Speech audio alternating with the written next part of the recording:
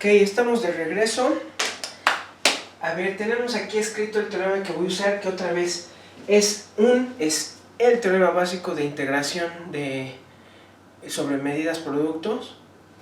Y dice lo siguiente: si tienes X cruz Y, la sigma álgebra generada por A cruz B, dos sigmas álgebra, y la medida producto mu cruz nu, que son el producto de las medidas mu por nu, o sea, la medida mu cruz nu de E, que de hecho se llama producto tensorial de medidas. Esto se llama producto tensorial de medidas.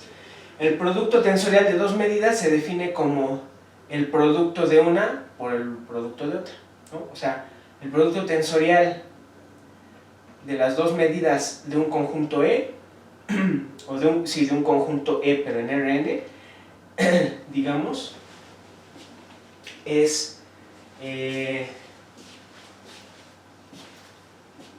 mucho ojo, ahí, mucho ojo. El problema aquí es, tienen que acordarse, iba a decirlo ahí sin cuidado, tienen que acordarse de cómo se define el producto tensorial de medidas. Primero se define sobre los conjuntos de la forma sobre cubos, digamos. Ajá. Te fijas en todos los, digamos, EX, todos los conjuntos E de X, ajá, y luego te fijas en todos los conjuntos E de Y, o sea, toda la potencia de X y toda la potencia de Y, y haces el producto cartesiano de esas dos familias. Es decir, el producto cartesiano de esas dos familias, un elemento en ese producto cartesiano es un elemento, un subconjunto de X, cruz un subconjunto de Y. Para esos se define el producto tensorial como el producto de las medidas mu de E, X, y por nu de EY. Y para definirlo en general, sobre todo esto, sobre toda la sigma álgebra de A cruz B, y para el producto cartesiano de X cruz Y, se tiene que definir otra cosa, que es lo que se llama la clase monótona. Ajá. Lo cual es todo un procedimiento, ¿sí? Pero se puede definir la medida, el producto tensorial de medidas, que es ese, ¿sale? Entonces, los espacios de medida con los que van a tratar tienen que ser sigma finitos, y para cada E en esta sigma álgebra generada por el producto tensorial, el producto cruz, perdón, de estas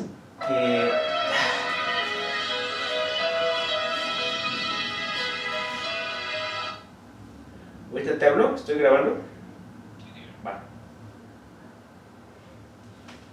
Entonces, para cada uno de estos se define esta función. Esta E de X es, como les mencioné en la lección de hace un momento, es la sección, pero respecto a X. Ajá. ¿Okay? Es una función de X, de hecho esto ya lo usé, que es A medible, y esta, que es la que nosotros definimos, es una función de Y, que es B medible, respecto a la segunda sigma álgebra. Ajá.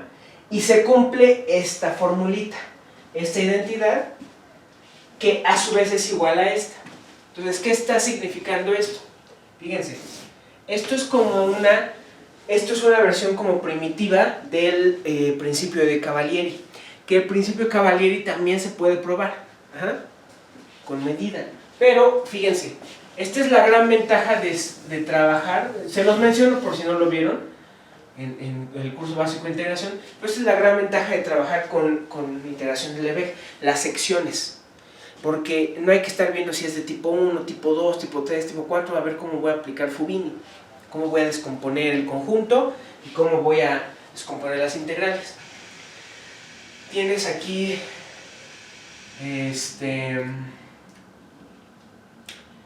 tienes aquí que le pongo A, aquí tienes B, o más bien, es que no sé, vamos a ponerle aquí X. No, al revés, vamos a ponerle aquí Y, aquí X, ahí está bien, ¿sale? Entonces, me dice, fíjate en la sección, aquí está Y, y te fijas en la sección,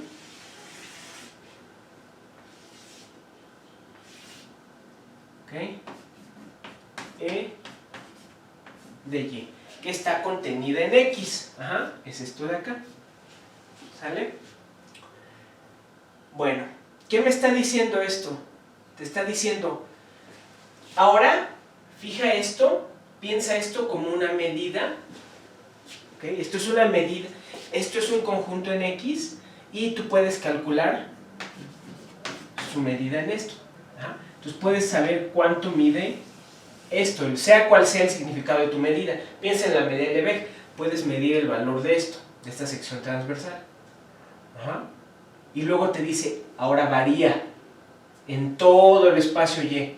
Empieza a variar todo esto. Fum, fum, fum, fum, fum, fum, fum. Empieza a variar todo esto, todas esas, e integra. ¿Qué estás haciendo? Estás sacando el valor de la medida de este conjunto. ¿A poco no? O sea, geométricamente es muy intuitivo, ¿sí? Por eso les digo, es como un tipo, como principio de Cavalieri. Ajá. Pero el principio de Cavalieri, que les digo, se puede probar su versión Lebesgue. El principio de Cavalieri necesita que tengas aquí una función y que no sé qué. Ajá. Y si quieres integrar con Fubini este tipo de cosas, tienes que identificar si es de tipo 1, tipo 2, tipo 3, qué tipo de conjunto es. Aquí no, aquí gracias a las secciones, pues podemos probar esta formulita que es muy intuitiva, ¿no? Como acaban de ver. ¿Sale? Es muy, muy intuitiva. Es algo muy parecido a lo que les mencioné el otro día en la reunión con la fórmula de integración de coordenadas polares. ¿Sí? Entonces vale esta fórmula y es la que vamos a utilizar ahorita. Entonces vamos a demostrar el siguiente inciso que dice que lambda n de S1e es lambda n de E. ¿Ok? En efecto,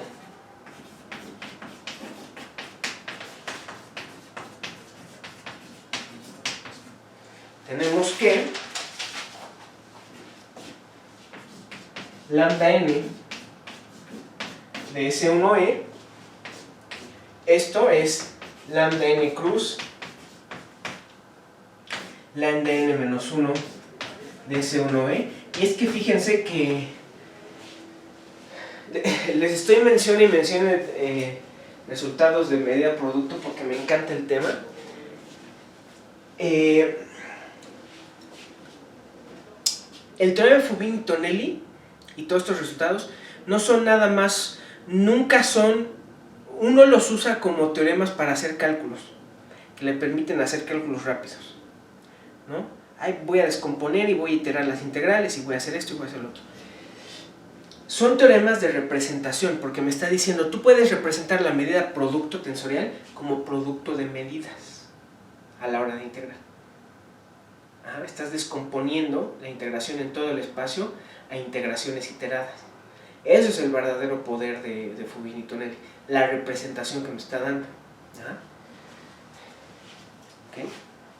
Y el hecho de que lo puedas hacer independientemente de que si es tipo 1, tipo 2, tipo 3, tipo 4 con el cálculo, pues es un poder teórico muy importante. Entonces aquí estoy usando esta descomposición, esta primera descomposición, este producto tensorial de medidas. ¿Sí? Esto es S1. Bueno, esto, voy a ir para acá.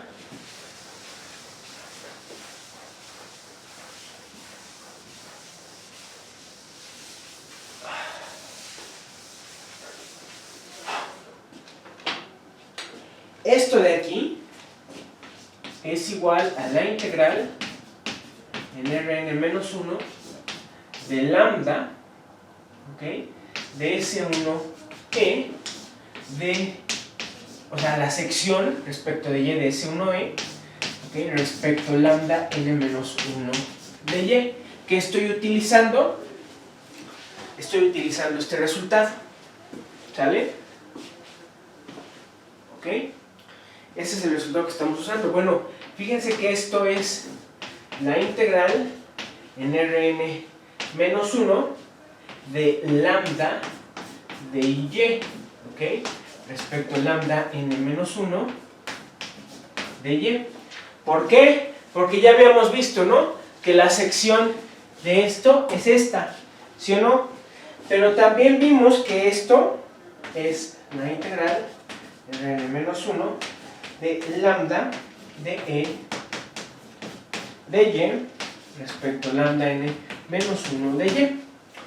Porque acuérdense que este y era menos un medio de esto, coma un medio de esto.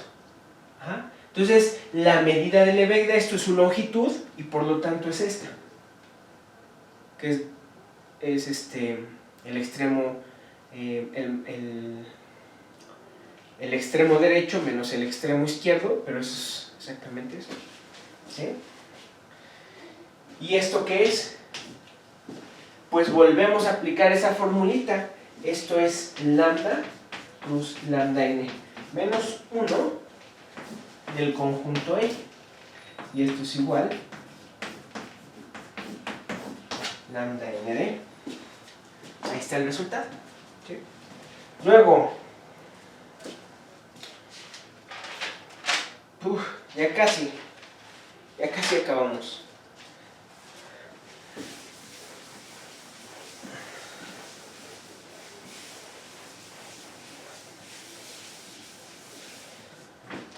Luego vamos a demostrar ahora que el diámetro de S1D es menor o igual que el diámetro de E. ¿Okay? Entonces, para cada Y en Rn-1, la sección es un conjunto, esto ya lo había escrito, acotado en R, porque E era acotado. ¿Sí? Entonces, eso quiere decir, podemos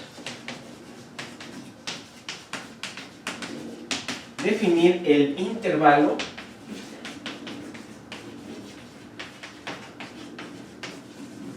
cerrado, JY le ponemos, ¿okay? Porque esto es acotado, es un intervalo cerrado, que es el ínfimo de E de Y el supremo de Y.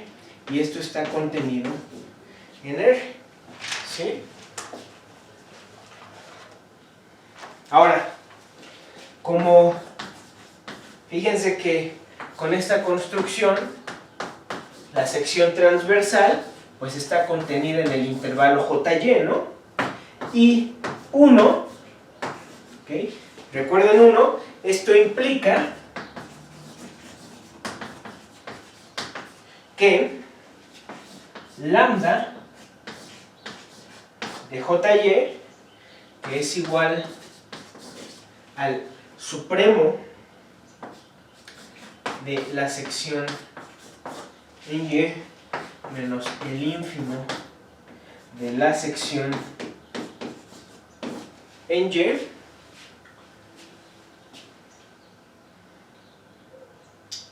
esto es mayor o igual que lambda de E de Y, que es lambda de Y. ¿A poco no? ¿Ok?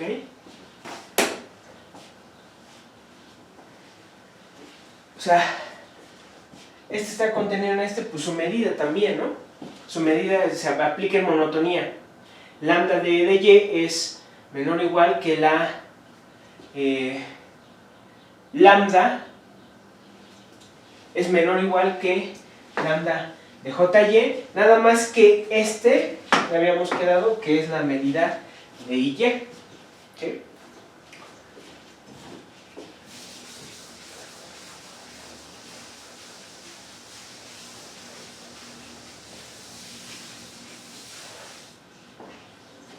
¿Sale? Entonces, y a esto vamos a ponerle 5. Lo que no recuerdo es a qué le puse 4.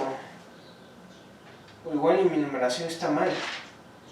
A ver, pero ni modo, tengo que hacerle caso a esto para no perderme mi numeración. Esto es 5. Puede que haya un número 4 por ahí perdido, ¿eh? Entonces es una primera observación. Entonces sean ahora x1 y x2 dos puntos arbitrarios.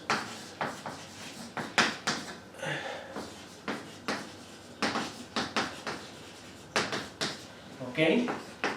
En S1 de E. Ajá. Entonces, por 2, acuérdense que 2 era la definición de S1 de E. Por 2,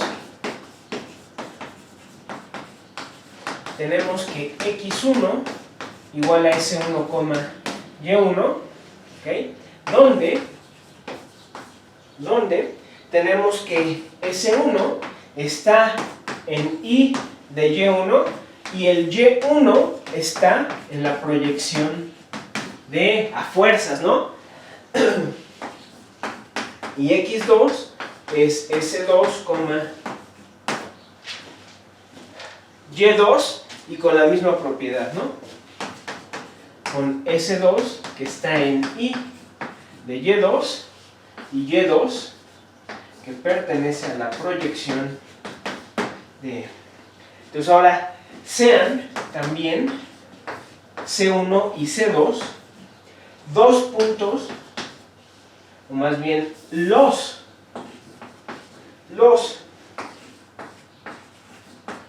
puntos intermedios J en los intervalos, más bien en los intervalos J de Y1, J de Y2 respectivamente.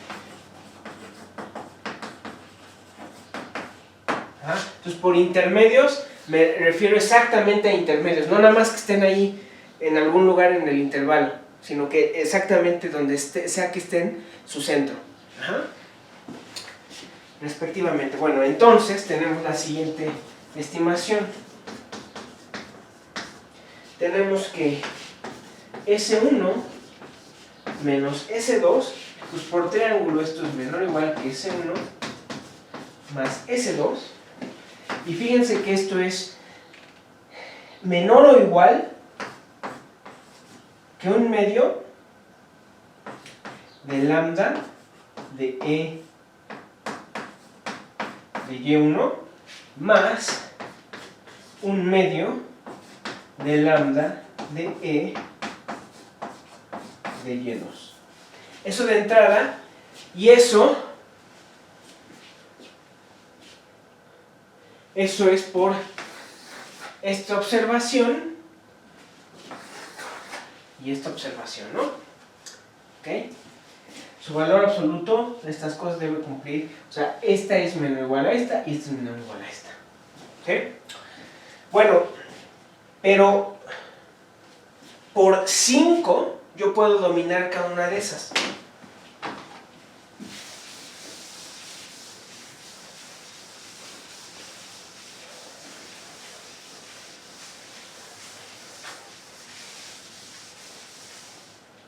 Luego, esto es menor o igual que un medio de lambda de JY1 más un medio de lambda de JY2. Ajá. Eso es, aquí lo pongo, eso fue por 5. ¿Va? Y fíjense que esto a su vez es menor o igual que C1 menos C2 más lo mismo.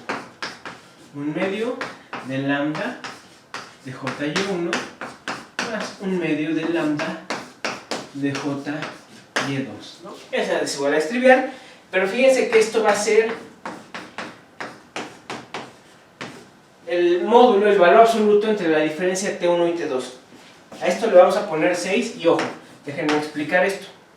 Donde T1 es uno de los puntos extremos de JY1 y T2 es uno, ¿ok? De los puntos, uno de los dos puntos extremos de J de Y2. Ajá. ¿Ok? ¿Ok? Entonces, podemos visualizar esto geométricamente. ¿A qué me refiero con esto? Déjenme hago el dibujo acá.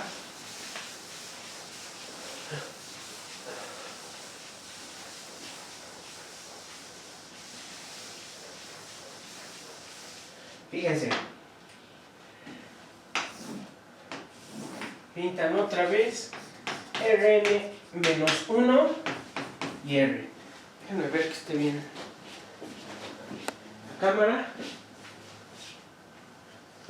Ok. Pintan eso.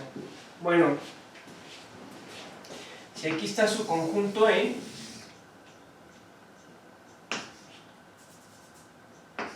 si aquí está E, entonces imagínense que aquí está Y1 y acá pongo Y2.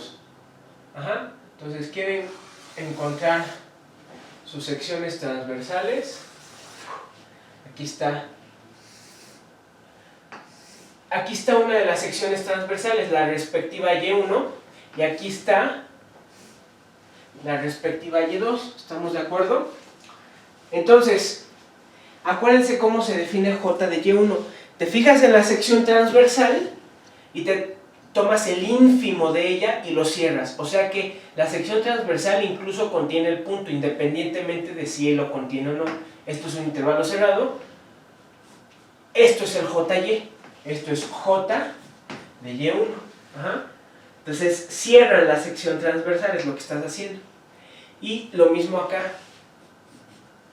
Este de aquí es J de 2. Ajá. Entonces déjenme dibujarlos acá abajo. Aquí está uno. Ajá. Y aquí está el otro. ¿Ok? Entonces, ¿qué me está diciendo esto? Me está diciendo... Aquí me quedó, bueno, el dibujo me va a ayudar aquí, la verdad. Tomas los intervalos medios, el punto medio, este C1 y este C2. Y te dice, fíjense, te dice, T1 es uno de los puntos extremos, pero ¿cómo que uno? Es alguno de los dos, el que corresponda. En el dibujo, el punto extremo, el T1 va a ser este. Ajá, o sea, este de aquí. ¿Sí? ¿Y quién va a ser T2? Va a ser este de acá. ¿Va? O sea, por eso les digo que me ayudó el dibujo. ¿Sí? Este va a ser T2. Entonces fíjense cómo la diferencia, o sea, esta distancia, se toman esta distancia, ¿ok? De T1 hasta C1 es la distancia, la mitad de la distancia de J de Y1. ¿Está bien eso, no? Luego, de C2 para acá es la mitad de la distancia de J de Y2. ¿Está bien? ¿Y qué me falta? Ah, pues este pedacito, pero ya se lo estás sumando. Entonces esto es exactamente toda la longitud de este intervalo. ¿Ok? El dibujo me ayudó, pero pueden hacerlo en general y les queda lo mismo. ¿Sí? ¿Ok? Entonces es uno de los puntos, cualquiera, cual el que corresponda, de acuerdo a la sección transversal que tenga. ¿Sí? Entonces, notemos que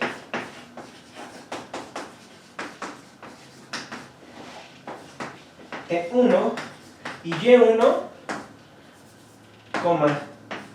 T2, Y2, ¿esto dónde vive? Porque T1 y T2, como les decía, están ya en la cerradura de las secciones transversales. Entonces, lo que sí pueden afirmar es que esto está al menos en la cerradura D. ¿Ok? Al menos. Entonces, ahora sí, por 6, por la desigualdad 6, por 6, tenemos que x1 menos x2, que es S1, Y1 menos S2, Y2. Esta distancia pues es menor o igual, aquí ya lo borré, pero S1 menos S2 en módulo es menor o igual que T1 menos T2. Entonces, esto es menor o igual que T1, Y1 menos T2, Y2. Ajá. ¿Y qué obtengo? Pues fíjense que esto es para puntos arbitrarios, ¿no? X1 y X2.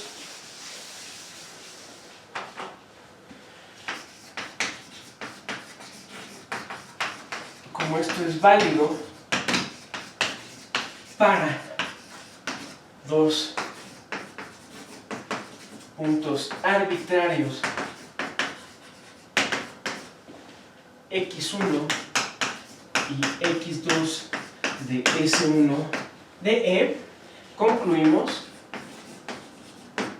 tomando supremos, que el diámetro de S1 de E es menor o igual que el diámetro, pero de la cerradura. Pero ya habíamos mostrado que esto es esto, ¿no?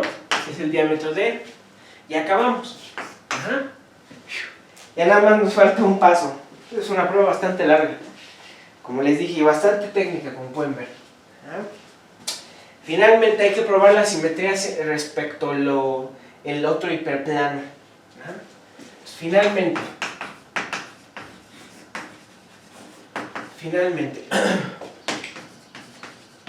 sean HJ,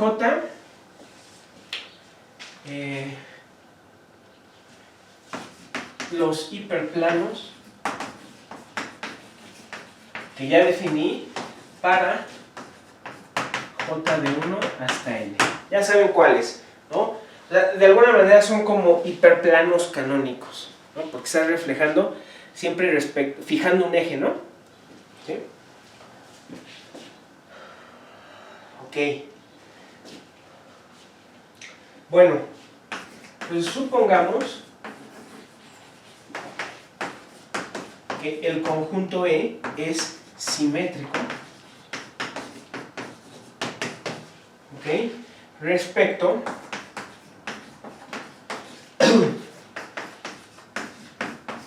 a HJ para alguna J. ¿Sale? ¿Qué me queda por demostrar? Que S1 de E es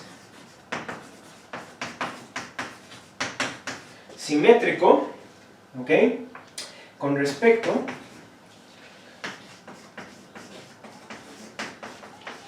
a HJ. ¿Sí? Ya habíamos probado que era respecto a H1, entonces vamos a quedarnos nada más con el caso desde J igual a 2 hasta N, ¿no? El caso 1 ya no me interesa. ¿Ok? Entonces, como S1 de E es simétrico respecto a H1, solo consideramos el caso de J2 hasta N. ¿Ok? Entonces, ojo, para un X que pertenezca a Rn, consideramos su vector asociado XJ en cajón. Ajá. Acuérdense que XJ cajón es el que la jésima componente de X la trae negativa. Es su negativa aditiva. ¿Sí? ¿Ok? Y ojo, para Y, pero en Rn-1 y Y dado como X2 hasta Xn, escribimos YJ en cajón. Ajá. Déjenme tomar agua. YJ en cajón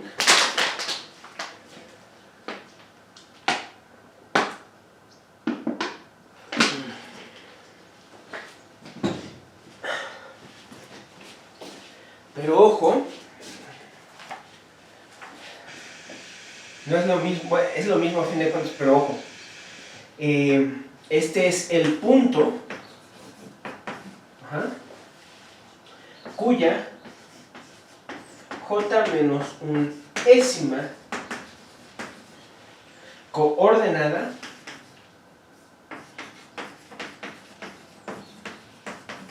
es la negativa de y.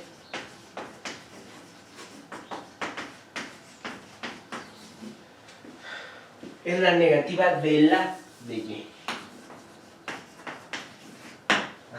Entonces, estás haciendo por eso lo estoy denotando igual.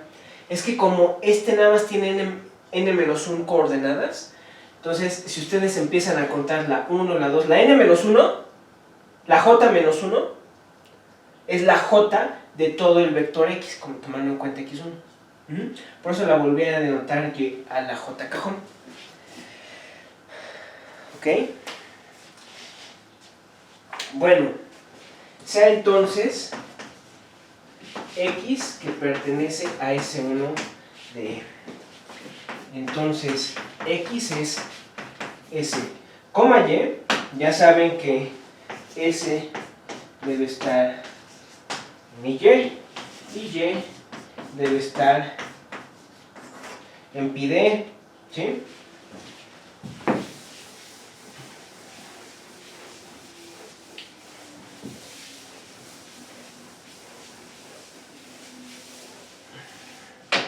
¿Sí? Entonces, x en j cajón, déjenme escribirlo con letra, xj cajón se va a escribir como s, yj cajón. ¿Estamos de acuerdo? ¿Sí? Es lo mismo, porque les digo, aunque la denoté así, estoy haciendo lo mismo. Nada más que no estoy tomando en cuenta la coordenada x1 en el caso de y. Bueno, como la y pertenece a la proyección de E, pues existe un S0 que pertenece a R, tal que S0 de Y pertenece a E. Entonces,